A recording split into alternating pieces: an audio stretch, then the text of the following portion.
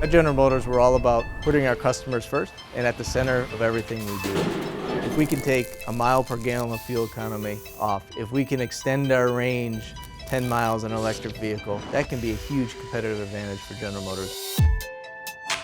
As you start looking into the future, generative design paired with additive manufacturing can be completely disruptive to our industry to deliver those functionally optimized designs and deliver performance to our customers that they couldn't get any other way.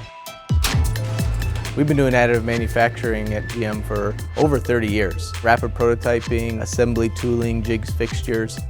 How do we take that next step? Getting people to think differently. Not migrate back to, well, we can't do it. Additive manufacturing can enable us to do this.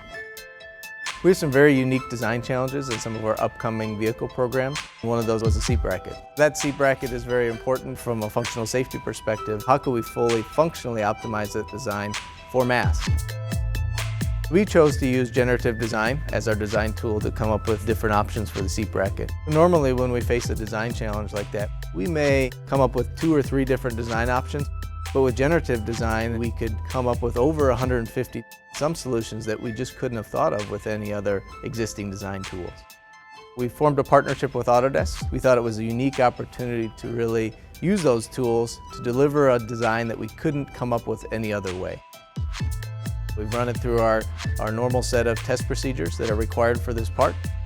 This part is so much better than the previous part.